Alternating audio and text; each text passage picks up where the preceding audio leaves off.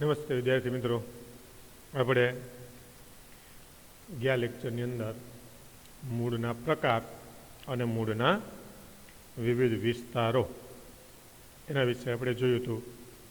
હવે મૂળના રૂપાંતરણો, modification of root, મૂળના રૂપાંતરણો એટલે કે આપણે જાણીએ છીએ કે મૂળનું મુખ્ય કાર્ય શું? તો કે જમીનમાંથી પાણી અને ક્ષારોનું શોષણ કરવાનું અને વનસ્પતિને જમીનમાં સ્થાપિત કરવાનું. પણ જો આ સિવાયના અન્ય કાર્યો મૂળ દ્વારા થાય તો એને મૂળના રૂપાંતર કહેવાય. એ જ રીતે જો આવું કાર્ય છે પ્રકાંડ દ્વારા થાય તો એને પ્રકાંડના રૂપાંતર કહેવાય. પર્ણ દ્વારા આવું કાર્ય કાંઈ થતું હોય એના મુખ્ય કાર્ય સિવાયનું તો એને પર્ણના રૂપાંતર. એટલે અહીંયા આવા જે મૂળ છે એના મુખ્ય કાર્ય સિવાય અન્ય કાર્યો કરે છે જેને આપણે મૂળના રૂપાંતરો તરીકે ઓળખીશું. તો એના કેટલાક રૂપાંતરો અહીંયા આપણને આપેલા છે. જેમ કે કેટલાક મૂળ છે આધાર આપવાનું કામ કરે, કેટલાક મૂળ છે ખોરાક સંગ્રહ કરવાનું કામ કરે, કેટલાક મૂળ છે શ્વસનનું કામ કરે, અને એ સિવાય પણ કેટલાક કાર્યો સાથે આવા મૂળ છે સંકળાયેલા હોય. તો કેટલીક વનસ્પતિમાં મૂળ તેમનો આકાર અને રચના બદલે છે અને પાણી અને દ્રવ્યોના શોષણ સિવાયના કાર્યો માટે રૂપાંતર થાય છે, જેને આપણે મૂળના રૂપાંતરો કહીએ છીએ. મૂળ છે એનો ચોક્કસ જે આકાર હોય એ આકાર અને એની રચનામાં ફેરફાર થાય. અને એનું મુખ્ય કાર્ય શું હતું? તો કે પાણી અને દ્રવ્યોનું શોષણ કરવાનું હતું. પણ એ સિવાયના કાર્યો કરે છે. એ સિવાયના કાર્યો ક્યાં ક્યાં કરે? તો કે આવા મૂળ છે એ આધાર આપવાનું કામ કરે, ખોરાક સંગ્રહ કરવાનું કામ કરે, શ્વસનનું કામ કરે, એવા અન્ય કાર્યો સાથે પણ એ સંકળાય છે. તો એને મૂળના રૂપાંતર. અહીંયા આપણને એના કેટલાક ઉદાહરણ આપેલા છે. જેમ કે શરૂઆતમાં જે ઉદાહરણ આપ્યા એ ખોરાક સંગ્રહ માટેના ઉદાહરણ છે. શરૂઆતના જે ઉદાહરણ છે એમાં પેલું કાર્ય જે મૂળનું આપેલું છે એ ખોરાક સંગ્રહ માટેનું છે. જેમ કે ગાજર અને સલગમ. ગાજર અને સલગમ. સલગમ એટલે જેને આપણે સામાન્ય રીતે બીટ કહીએ છીએ. આપણે જેને બીટ કહીએ છીએ. તો આ બંનેની અંદર સોટીમય મૂળ ખોરાકનો સંગ્રહ કરી અને માંસલ બનાવે છે. એ જ રીતે સક્કરિયું. સક્કરિયું છે એ અસ્થાનિક મૂળની અંદર ખોરાકનો સંગ્રહ કરે અને કદમાં મોટા બને અને ખોરાક સંગ્રહ કરી અને ફૂલે છે. એટલે ગાજર અને આ સલગમ એ સોટી મૂળનું ઉદાહરણ છે, અથવા તો આપણે એને સ્થાનિક મૂળ કહીએ છીએ. જ્યારે સક્કરિયું એ અસ્થાનિક મૂળનું ઉદાહરણ છે. અને આવા પ્રકારના મૂળ છે ખોરાકનો સંગ્રહ કરી માંસલ બને અને એ જમીનની અંદર વૃદ્ધિ પામે છે. અને આ પ્રકારના ખોરાક સંગ્રહિત આવા જે મૂળ છે એનો આપણે ખોરાક તરીકે પણ ઉપયોગ કરીએ છીએ. ખોરાકનો સંગ્રહ કરે એનો આપણે લાભ ઉઠાવી અને આપણે શું કરીએ છીએ? તો કે આપણે એને ખોરાક માટે ઉપયોગ કરીએ છીએ. અને આ રીતે આવા પ્રકારના ખોરાક સંગ્રહિત મૂળના અન્ય ઉદાહરણ પણ ઘણા બધા હોઈ શકે. આ રીતે ગાજર, આ સલગમ, સક્કરિયા, આ સિવાયના આવા મૂળના ખોરાક સંગ્રહ માટેના ઉદાહરણ તરીકે મૂળો આવશે. પછી જે અન્ય એવા કેટલાક જે મૂળ છે એનો પણ એની અંદર સમાવેશ થાય. મૂળો પણ એની અંદર આવશે. એ જ રીતે અન્ય પણ એવા કેટલાક મૂળ છે એ ખોરાકનો સંગ્રહ કરી અને આ રીતે માંસલ બનતા હોય છે. એ જ રીતે ખોરાક સંગ્રહ પછી બીજું કાર્ય જે છે એ આધાર આપવાનું. તો આ જે વળ જે છે એની અંદર આધાર મૂળ જોવા મળે.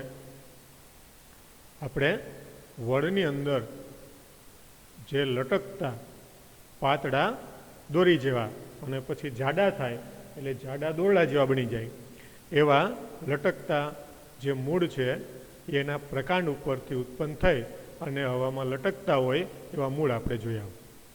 આ મૂળ જે છે એ ધીમે ધીમે જમીન તરફ વૃદ્ધિ પામી અને જમીનમાં દાખલ થઈ અને ખૂબ જ જાડા પણ બને. અને આ પ્રકારના જે મૂળ છે એને આપણે સ્તંભ મૂળ કહીએ છીએ. પ્રોપ રૂટ, સ્તંભ મૂળ, કે જે આપણને વડની અંદર જોવા મળે. આ પ્રકારના મૂળ છે એ જમીનમાં સ્થાપિત થઈ અને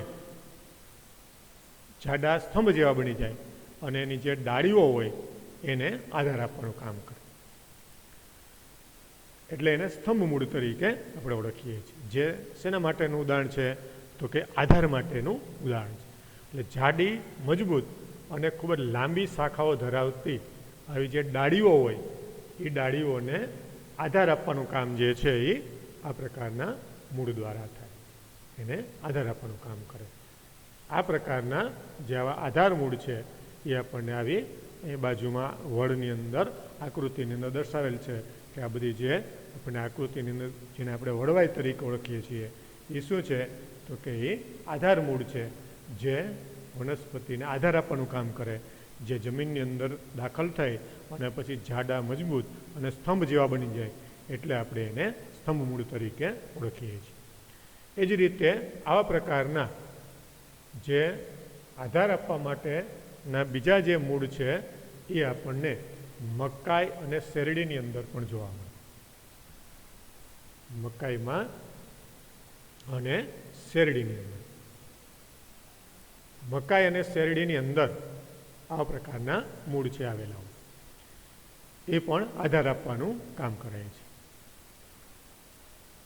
આ પ્રકારના જે મૂળ છે એ પ્રકાંડની નીચેની ગાંઠમાંથી ઉદ્ભવે છે. આપણે શેરડી અથવા તો મકાઈની જે જમીન તરફની જે ગાંઠ હોય ને આપણે જોઈએ તો આ પ્રકારના મૂળ છે એ વિકાસ પામે છે. અને આવા જે મૂળ છે એને અવલંબન મૂળ કહેવાય. જે આપણે વડની અંદર જોઈ ગયા કે જે આધાર આપવાનું કામ કરે, જાડા અને મજબૂત સ્તંભ જેવા બને એટલે એને સ્તંભ મૂળ કહેવાય. જ્યારે મકાઈ અને શેરડીની અંદર આવેલા જે મૂળ છે એને અવલંબન મૂળ એવું નામ આપેલું છે. એને અવલંબન મૂળ શા માટે કહેવાય? તો કે જમીનની નજીકની ગાંઠ ઉપરથી ઉત્પન્ન થઈ અને એ આવા મૂળ છે એ પહેલાં જમીન તરફ ધીમે ધીમે વિકાસ પામે અને એ હવામાં લટકતા હોય એટલે એને અવલંબન મૂળ કહેવાય. પણ એ જાડા સ્તંભ જેવા નથી થતા, જમીનમાં થોડેક સુધી જ એ આધાર આપવા માટે કામ કરે છે. એ જ રીતે ત્રીજું એનું કાર્ય જે છે એ શ્વસનનું. તો ત્રીજું કાર્ય જે શ્વસનનું છે એ આપણને રાઇઝોફોરા જેવી વનસ્પતિઓની અંદર જોવા મળે છે. રાઇઝોફોરા, તિવારનું જે બીજી આવી એનું બીજું નામ છે તિવાર, તિવાર નામની વનસ્પતિ કે જે દરિયાના કાદવ કીચડ ધરાવતા ક્ષારયુક્ત પાણીની અંદર ઉગતી વનસ્પતિ છે. દલદલ, દલદલ એટલે સ્વેમ્પી એટલે કે કાદવવાળા જે દરિયાનો વિસ્તાર હોય એની અંદર જોવા મળે છે. આવા વિસ્તારની અંદર રાઇઝોફોરા નામની વનસ્પતિ ઉગે છે. આ વનસ્પતિની અંદર ઘણા મૂળ જમીનમાંથી બહાર આવે છે અને આવા મૂળ છે એ જમીનમાંથી બહાર આવે અને ઉપર તરફ આવા મૂળ છે એ લંબાય છે. આ રીતે આવા મૂળ છે એ જમીનની બહાર વિકાસ પામી અને એ ઓક્સિજન હવામાંથી મેળવે છે એટલે આ પ્રકારના જે મૂળ છે એને શ્વસન મૂળ તરીકે ઓળખવામાં આવે. એટલે આવા મૂળને શ્વસન મૂળ કહેવાય, જે શ્વસન માટે ઓક્સિજન મેળવવામાં મદદરૂપ બને. એટલે જે હવામાંથી ઓક્સિજન મેળવવા માટે મદદરૂપ બને છે. શા માટે? તો કે આવા દલદલ એટલે કે કાદવવાળા વિસ્તાર અને એની અંદર ક્ષારોનું પ્રમાણ વધારે હોય, એટલે આવા પ્રકારના જમીનની અંદર શ્વસનની ક્રિયા માટે ઓક્સિજનનું પ્રમાણ ઓછું હોય, એટલે વનસ્પતિને ઓક્સિજન મળી રહે એટલા માટે આવા પ્રકારના મૂળ જે છે એ શ્વસનનું કામ કરવા માટે રૂપાંતરિત થાય છે. એટલે આ રીતે આવા મૂળ જે છે એ આપણને અલગ અલગ કાર્ય માટે વિકાસ પામતા જોવા મળે છે. એ રીતે જો અન્ય આપણે જે મૂળના ખોરાક સંગ્રહ માટેના ઉદાહરણ જોયા, એમાં સત્તાવરી અન્ય ઉદાહરણ જોયું કે સત્તાવરી પછી મૂળો છે એની અંદર થાય. તો આ રીતે ખોરાક સંગ્રહ માટેના ઉદાહરણ તરીકે આ સત્તાવરી, પછી આ સલગમ, ગાજર, શક્કરિયું, આ બધા ખોરાક સંગ્રહ માટેના ઉદાહરણ છે. એ જ રીતે જે બીજ આકૃતિ છે એ રાઇઝોફોરા, જેને આપણે શ્વસન મૂળ કહીએ છીએ. રાઇઝોફોરામાં શ્વસન મૂળ એ મોટા કદની વનસ્પતિઓ દરિયાના કાદવ કિચડમાં ભલે ઉગે, પણ પાણીમાંથી બહાર ઘણી વખત મોટા વૃક્ષ સ્વરૂપે હોય એ સ્વરૂપે પણ જોવા મળે. તો આવા પ્રકારની વનસ્પતિ જે છે એની અંદર જુઓ, આ જે મૂળ છે એ જમીનની બહાર વિકાસ પામેલા છે. બધા જે મૂળ છે આ જમીનની બહાર આ બધા મૂળ જે છે વિકાસ પામ્યા. આ જે મૂળ છે આને શ્વસન મૂળ કહેવાય. અને આવા પ્રકારના જે આવા શ્વસન મૂળ છે એના સપાટી ઉપર તમે જોશો તો નાના નાના છિદ્રો જેવી રચના જોવા મળે છે મૂળની સપાટીઓ. અને આવા પ્રકારના છિદ્રોમાંથી એ ઓક્સિજન ગ્રહણ કરે છે, વાતાવરણની અંદરથી ઓક્સિજન ગ્રહણ કરવાનું કામ કરે છે.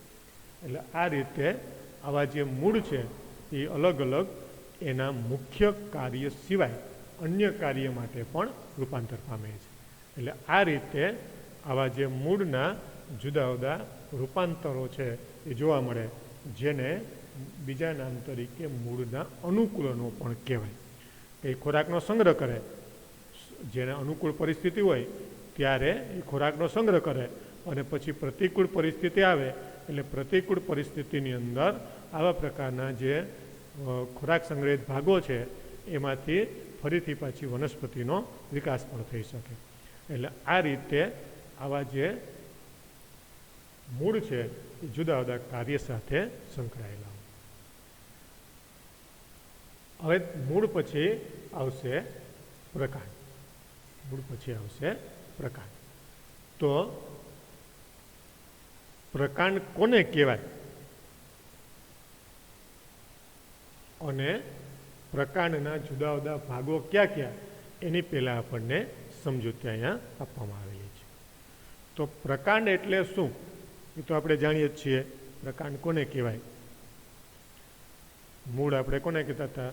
તો કે જે જમીનની અંદર વિકાસ પામતા અને પ્રાથમિક અને દ્વિતીય જે આવી શાખાઓ ધરાવતા હોય એવા પ્રકારના, અને જે બીજું હોય એનું ભ્રૂણ છે એ ભ્રૂણ મૂળમાંથી વિકાસ પામતા હોય એને આપણે મૂળ તરીકે ઓળખીએ છીએ. એ જ રીતે હવે પ્રકાંડ. તો પ્રકાંડ જે છે એ કોને કહેવાય? જેની આગળ આપણે લાક્ષણિક વનસ્પતિની સમજૂતી મેળવી હતી એની અંદર પણ આપણે જોયું હતું કે જે ભ્રૂણનો મુખ્ય ભાગ છે એમાં ભ્રૂણ મૂળમાંથી મૂળતંત્ર વિકાસ પામે, અને જે ભ્રૂણાગ્ર હોય એની અંદરથી પ્રરોતંત્ર એટલે કે પ્રકાંડનો વિકાસ થાય. તો આ જે પ્રકાંડ જે છે એ મૂળથી કઈ રીતે જુદી પડે? એવી કઈ લાક્ષણિકતાઓ છે કે જે પ્રકાંડ અને મૂળને અલગ પાડે છે?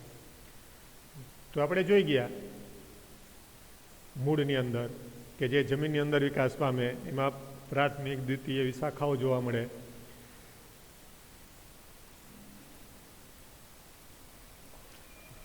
પણ મૂળ કરતા પ્રકારના લક્ષણો ક્યાં અલગ? તો કે પ્રકાંડ છે એની અંદર શાખાઓ આવેલી હોય, પર્ણો વિકાસ પામે, એમાં પુષ્પ ઉદ્ભવે, ફળ ધારણ કરે અને એ જમીનની વિરુદ્ધ દિશામાં એટલે કે જમીનથી બહાર વિકાસ પામે, એટલે ઉર્ધ્વગામી છે, એસેન્ડિંગ, જમીનથી બહાર વિકાસ પામે છે. તો આ રીતે આવા વનસ્પતિના અંગને આપણે પ્રકાંડ કહીએ છીએ. શાખાઓ પર્ણ, પુષ્પ અને ફળ ધારણ કરતા અને જમીનની લંબ અક્ષે જમીનની બહાર ઉર્ધ્વગામી વિકાસ પામતા વનસ્પતિના અંગને આપણે પ્રકાંડ તરીકે ઓળખીએ છીએ.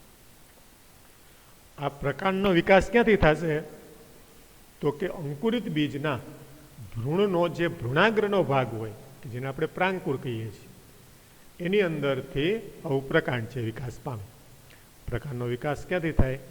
તો કે ભ્રૂણના ભ્રૂણાગ્રના વિસ્તારમાંથી આવું પ્રકાંડ છે વિકાસ પામે.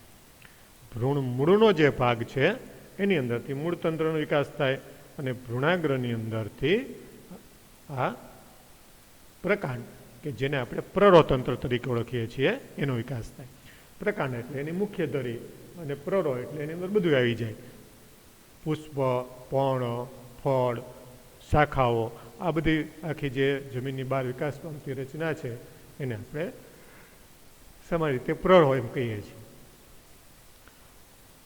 જેમ મૂળની અલગ અલગ લાક્ષણિકતાઓ હતી એમાં આ પ્રકાંડની આવી લાક્ષણિકતાઓ કઈ કઈ?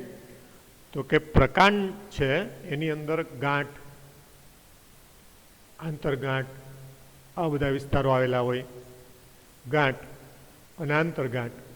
આંતરગાંઠ એટલે બે ગાંઠ વચ્ચેનું અંતર, જેને આપણે આંતરગાંઠ તરીકે ઓળખીએ છીએ. એટલે કે પ્રકાંડ છે ગાંઠ અને આંતરગાંઠ ધરાવે. પછી ઘણી વખત જે દ્વિદળી વનસ્પતિઓ છે એની અંદર આપણને ગાંઠ અને આંતરગાંઠ હોય એ સ્પષ્ટ રીતે જોવા મળતી નથી.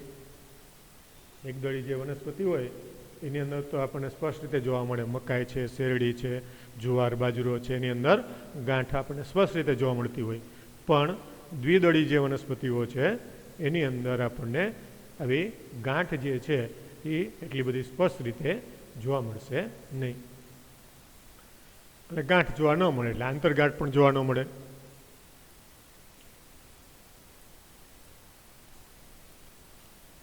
તો આ ગાંઠ કોને કહેવાય અને આંતરગાંઠ કોને કહેવાય એની અહીંયા આપણને ટૂંકમાં માહિતી આપેલી છે. કે પ્રકાંડનો વિસ્તાર કે જ્યાં પર્ણ ઉદ્ભવે છે તેને ગાંઠ કહે છે. પ્રકાંડનો એવો વિસ્તાર કે જેમાંથી પર્ણ ઉદ્ભવે એને શું કહેવાય? ગાંઠ. એટલે જ્યાં જ્યાં પર્ણ ઉદ્ભવેલું હોય ત્યાં આપણને ગાંઠ છે એ સ્પષ્ટ રીતે જોવા મળશે. ભલે પછી કોઈ વનસ્પતિની અંદર ગાંઠ બહારથી સ્પષ્ટ રીતે ન ઉત્પન્ન થયું હોય, પણ એ ગાંઠ જે છે એ ત્યાંથી જ ઉત્પન્ન થાય, પર્ણ જે છે એ ત્યાંથી જ ઉત્પન્ન થાય કે જ્યાં ગાંઠ આવેલી હોય. એટલે જ્યાં જ્યાંથી પર્ણ ઉત્પન્ન થયેલું હોય એ વિસ્તાર જે છે એ ગાંઠનો વિસ્તાર છે એમ આપણે કહી શકીએ. એ રીતે આંતરગાંઠ એટલે શું? તો કે બે ગાંઠ વચ્ચેનો વિસ્તાર, એટલે એને આંતરગાંઠ કહેવાય. બે ગાંઠ વચ્ચેનો વિસ્તાર. એ જ રીતે આ પ્રકાંડની અન્ય બીજી કઈ લાક્ષણિકતાઓ? કે પ્રકાંડ છે એની અંદર કલિકાઓ વિકાસ પામે. પ્રકાંડ જે છે એની અંદરથી કલિકાઓ કે જેને આપણે બર્ડ્સ કહીએ છીએ, કલિકાઓ વિકાસ પામે, કલિકા ધારણ કરે. આવી કલિકા જે છે એ આપણને બે પ્રકારની જોવા મળે. એક અગ્રી કલિકા અને બીજી કક્ષ કલિકા.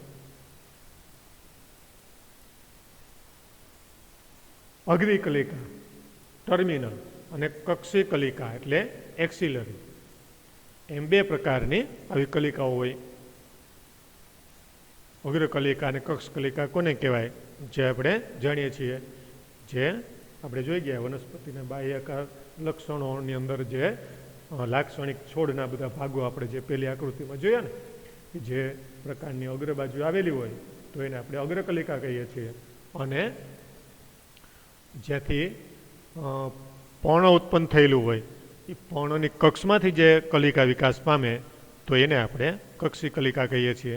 એટલે આવી કલિકાઓ જે છે એ અગ્રીય અને કક્ષીય એમ બે પ્રકારની હોય. આવા પ્રકાંડ જ્યારે સામાન્ય રીતે તરુણ હોય, એટલે કે જ્યારે એ વિકાસ પામતા હોય, પછી મુખ્ય પ્રકાંડ હોય કે એની શાખાઓનું પ્રકાંડ હોય, પણ એ જ્યારે વિકાસ પામે ત્યારે સામાન્ય રીતે લીલા હોય છે. જ્યારે એ વિકાસ પામતું હોય ત્યારે એ કેવા હોય તો કે મોટે ભાગે લીલા રંગના હોય. અને આવું પ્રકાંડ છે એ ઘણીવાર કાષ્ટી અને ઘેરા કથ્થાઈ રંગનું પણ બને છે. પ્રકાંડ છે સામાન્ય રીતે લીલા ક્યારે હોય તો કે જ્યારે તરુણ હોય ત્યારે એ લીલા હોય, અને ઘણીવાર કાષ્ટીય કે ઘેરા કથ્થાઈ રંગના બને છે. ઘણીવાર શા માટે કીધું તો કે બધી વનસ્પતિની અંદર પ્રકાંડ જે છે કાષ્ટીય બનતું નથી. જે નાના કદની વનસ્પતિ હોય એ બધી ઘાસ સ્વરૂપની વનસ્પતિ છે તો એની અંદર કાષ્ટીય એટલે કે એમાં જેને આપણે ગુડી એટલે કે લાકડું હોય એવા પ્રકારનું પ્રકાંડ છે વિકાસ પામતું નથી. પણ મોટા કદની વૃક્ષ સ્વરૂપની વનસ્પતિમાં જોવા મળે. એટલા માટે આપણને એમ કીધું કે ઘણીવાર કાષ્ટીય અને ઘેરા કથ્થાઈ રંગનું પણ હોય. એટલે કે આપણે મોટા વૃક્ષના થળને જો કાપીએ તો એની અંદર ઘેરું કથ્થાઈ રંગનું પ્રકાંડ છે ભાગ છે જોવા મળે. એ રીતે પ્રકાંડનું કાર્ય શું, પ્રકાંડ શું કાર્ય કરે, જે રીતે આપણે મૂળનું કાર્ય જોઈ ગયા હતા. તો મૂળનું કાર્ય શું, મૂળ છે એ સામાન્ય રીતે જમીનમાંથી પાણી અને ક્ષારોનું શોષણ કરવાનું કામ કરે. આવા પાણી અને જે ક્ષારો છે એનું શોષણ કરી અને પ્રકાંડ તરફ એટલે કે એની જલવાહક પેશીઓની અંદર એને મોકલવાનું કામ કરે. એ જ રીતે પ્રકાંડનું કાર્ય શું, તો કે પ્રકાંડનું કાર્ય છે એ પર્ણ, પુષ્પ અને ફળ ધરાવતી શાખાઓનો પ્રસાર કરવાનો એટલે કે એનો વિકાસ કરવાનો, ફેલાવો કરવાનું કાર્ય કરે. પ્રકાંડનું મુખ્ય કાર્ય શું, કાર્ય જે છે એ ઘણી વખત આપણને એક માર્કના પ્રશ્નો તરીકે અલગ પણ પૂછવામાં આવે કે પર્ણ, પુષ્પ અને ફળ ધરાવતી શાખાઓને એ પ્રસાર કરે એટલે કે એનો ફેલાવો કરવાનું કામ કરે. આ ઉપરાંત પાણી, ખનિજ દ્રવ્યો અને પ્રકાશ સંશ્લેષણ કરતા પદાર્થોનું વહન કરે. પાણી અને ખનિજ દ્રવ્યો કે જે મૂળ દ્વારા એને મળ્યા હોય, અને પ્રકાશ સંશ્લેષણ દ્વારા જે પદાર્થો નિર્માણ થયા હોય. વનસ્પતિ પ્રકાશ સંશ્લેષણની ક્રિયા દ્વારા ગ્લુકોઝ નિર્માણ કરે અને પછી એનું અન્ય સ્વરૂપના પદાર્થોમાં રૂપાંતર કરે. તો જે આવા પદાર્થો હોય એ વનસ્પતિના જે વિસ્તારમાં એની જરૂરિયાત હોય એ વિસ્તાર તરફ એનું વહન કરવાનું કામ કરે છે. એ રીતે કેટલાક પ્રકાંડ ખોરાકનો સંગ્રહ કરવાનું પણ કામ કરે છે. આ તો એના મુખ્ય કાર્ય છે જ, પણ જેમ આપણે જોઈ ગયા ને કે જે મૂળના રૂપાંતર હતા એમ પ્રકાંડના પણ રૂપાંતર જોવા મળે. તો પ્રકાંડ પણ ખોરાકનો સંગ્રહ કરવાનું, આધાર આપવાનું, રક્ષણ કરવાનું અને વાનસ્પતિક પ્રસર્જન એટલે કે વાનસ્પતિક પ્રજનન કરવા માટેનું કાર્ય પણ પ્રકાંડ દ્વારા થાય. તો આ રીતે જેમ મૂળના રૂપાંતરો હતા એમ પ્રકાંડના પણ રૂપાંતર. તો અહીંયા જે આ પ્રકાંડ લખેલું છે ત્યાંથી આટલો જે ફકરો છે એ આપણને અહીંયા પ્રશ્ન તરીકે કઈ રીતે પૂછાય એ પ્રશ્ન અહીંયા ઉપર લખી લ્યો. આખો પ્રશ્ન પ્રકાંડનો ન પૂછે તો એની અંદર જે પ્રશ્ન પૂછવામાં આવે એ પ્રશ્ન લખી લ્યો કે પ્રકાંડ એટલે શું, પ્રકાંડની લાક્ષણિકતાઓ અને કાર્યો લખો. પ્રકાંડ એટલે શું, પ્રકાંડની લાક્ષણિકતાઓ અને કાર્યો લખો. પછી પ્રકાંડના રૂપાંતરો, જે મૂળના રૂપાંતર હતા એમ હવે પ્રકાંડના રૂપાંતર. તો આ પ્રકાંડના રૂપાંતર અલગ પ્રશ્ન તરીકે પણ આપણને પૂછવામાં આવે. તો પ્રકાંડના જે રૂપાંતરો છે એ ક્યાં ક્યાં?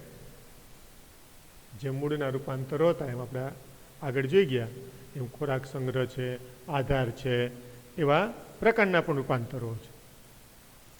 તો પ્રકાંડ હંમેશા લાક્ષણિક રીતે અપેક્ષિત હોય એવા સામાન્ય લાગતા જ કાર્યો કરતા નથી. પ્રકાંડ જે છે એ લાક્ષણિક રીતે અપેક્ષિત હોય, એટલે કે આપણે જે એમ કહીએ છીએ કે પર્ણ, પુષ્પ, ફળ એવું ધારણ કરવાનું કામ કરે છે, ખાલી એવા જ કાર્યો એના નથી, પણ એ અલગ અલગ સ્વરૂપે રૂપાંતરિત થઈ અને અન્ય કાર્યો પણ કરે છે. જુદા જુદા કાર્યો કરવા માટે રૂપાંતરિત થાય છે. તો આવા રૂપાંતરિત થતા હોય એવા પ્રકારના એના કાર્યો ક્યાં ક્યાં? તો કે જેમાં એનું પેલું જે કાર્ય છે એ ખોરાક સંગ્રહ માટેનું છે. ખાસ કરીને બટાટા, આદુ, હળદર, જમીનકંદ, અળવી. જમીનકંદ એટલે કે જે જમીનમાં વિકાસ પામતા અન્ય પ્રકાર જે હોય એને જમીનના કંદ તરીકે ઓળખવામાં આવે.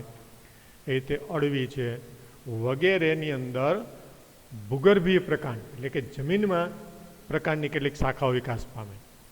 આ ભૂગર્ભીય પ્રકાંડ એના ખોરાક સંગ્રહ માટે રૂપાંતરિત થાય છે. એટલે ખોરાક સંગ્રહ કરવા માટે એ જમીનની અંદર વૃદ્ધિ પામી અને ખોરાકનો સંગ્રહ કરે. કઈ કઈ વનસ્પતિની અંદર પ્રકાંડની અંદર ખોરાકનો સંગ્રહ થાય? તો કે બટાટા, આદુ, હળદર, જમીનકંદ, અળવી વગેરે વનસ્પતિઓ. એ જ રીતે મૂળના આપણે જોઈ ગયા, એના હમણાં જ આપણે જોયું એટલે યાદ જ હશે તમને. ગાજર છે, પછી સલગમ છે, સકરિયું છે, એ બધાની અંદર આ રીતે ખોરાકનો સંગ્રહ થાય છે.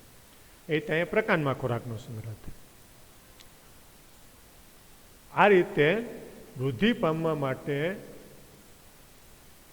એની અંદર ખોરાકનો સંગ્રહ કરી અને એ ખોરાકનો પછી ઉપયોગ કરી શકે છે.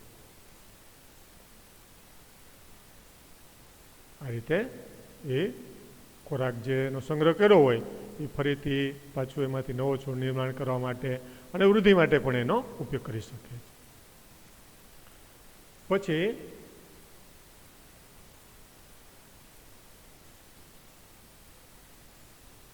એટલે કે જે વૃદ્ધિ પામવા માટે જ્યારે પ્રતિકૂળ પરિસ્થિતિ હોય ત્યારે આ જે ખોરાક સંગ્રહિત જે આવા ભાગો છે એમાંથી ખોરાક મળે અને એની અંદરથી એનો સંગ્રહ થાય, એટલે કે એનો ઉપયોગ થાય.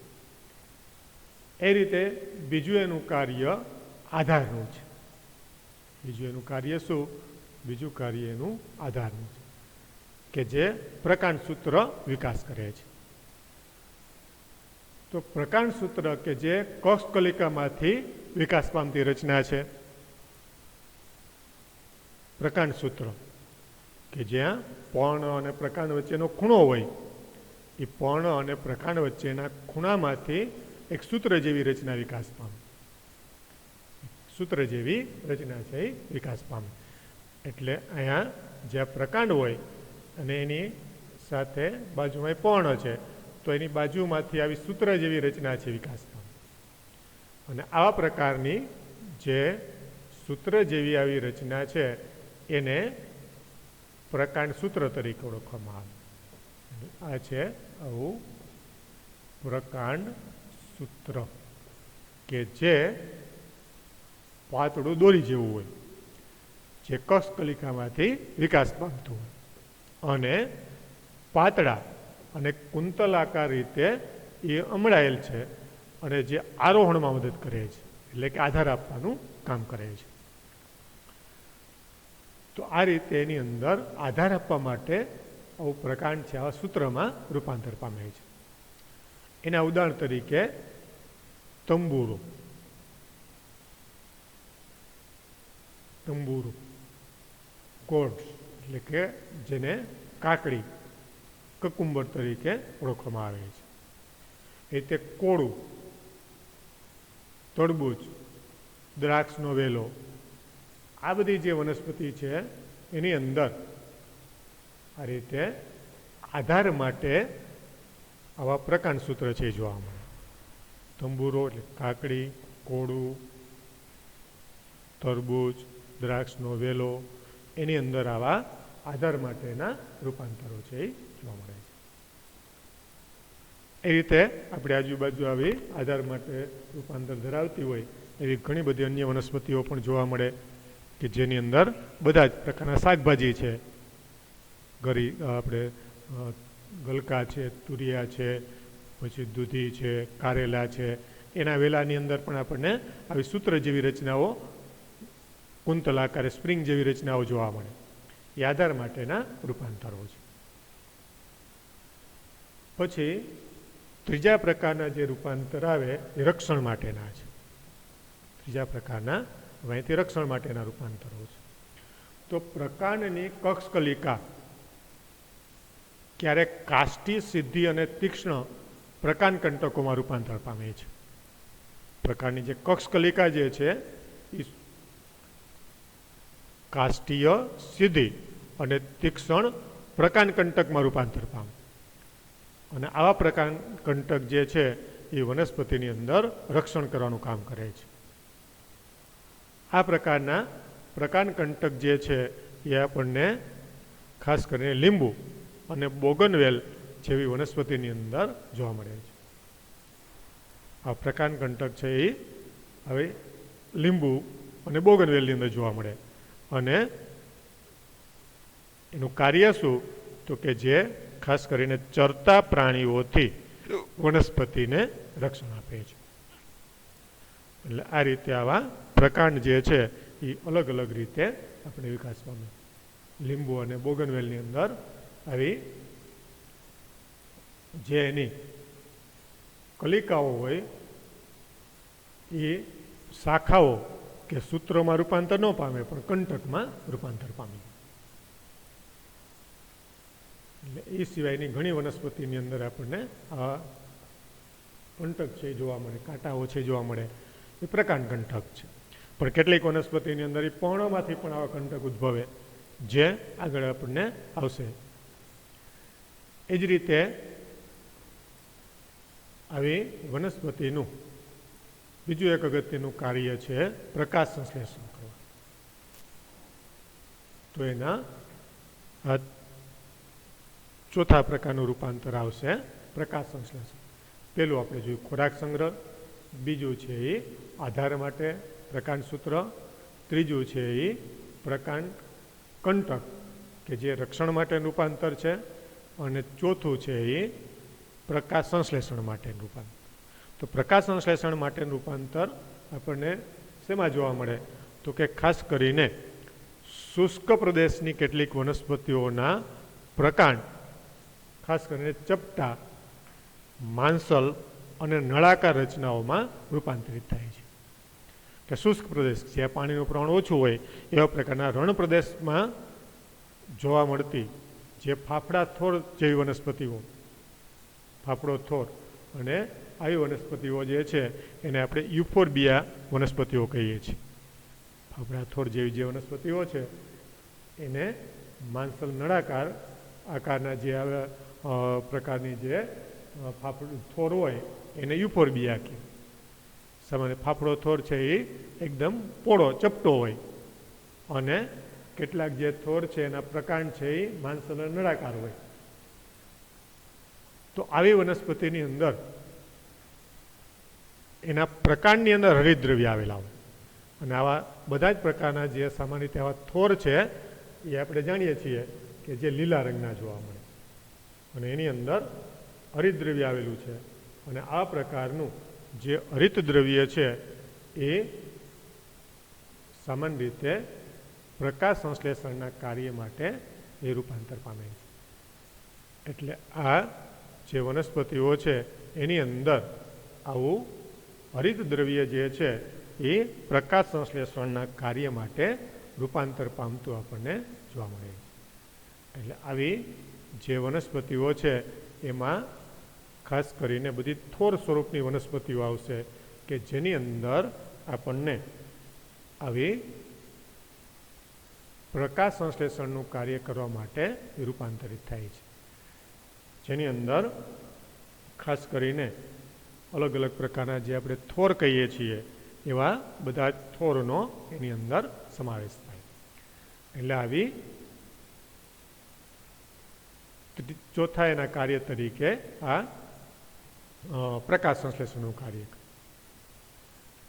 એ જ રીતે ત્યાર પછીના પ્રકારના કેટલાક રૂપાંતર જે છે કે જે પાંચમા રૂપાંતર તરીકે આવા રૂપાંતર આવશે જે વાનસ્પતિક પ્રજનન માટેના છે. આ રૂપાંતર છે એ અહીંયા વાનસ્પતિક પ્રજનન માટેના રૂપાંતર આપેલા છે.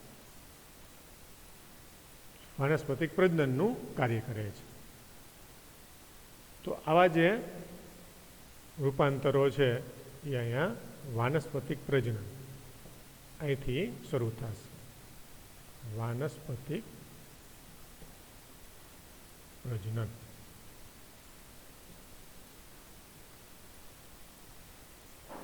તો આવું વાનસ્પતિક પ્રજનન જે છે એ આપણને અલગ અલગ વનસ્પતિઓની અંદર જોવા મળશે કે જે પ્રજનનનું કામ કરશે. જેમાં આપણે આગળ જે વનસ્પતિઓ જોઈ ગયા હતા મૂળની અંદર એમાં ખાસ કરીને એમાં સીધું વાનસ્પતિક પ્રજનન નથી થતું, પણ ગાજર કે જે એવા બીટ કે એના કોઈ એવા ભાગો જે છે એમાંથી ઉપરના જે પર્ણવાળા ભાગ છે એને આપણે ઉગાડી શકીએ. પણ અહીંયા પ્રકાંડની અંદર જમીનની અંદર વિકાસ પામતી અથવા જમીનની બહાર વિકાસ પામતી જે શાખાઓ હોય કે એના ભાગો હોય એની અંદરથી નવી વનસ્પતિનું નિર્માણ થઈ અને આવું વાનસ્પતિક પ્રજનનનું કાર્ય થતું જોવા મળે છે. તો આવા વાનસ્પતિક પ્રજનન માટેના જે રૂપાંતરો છે એની અંદર કેવા જોવા મળે જે આપણે હવે નેક્સ્ટ લેક્ચરની અંદર જોશું.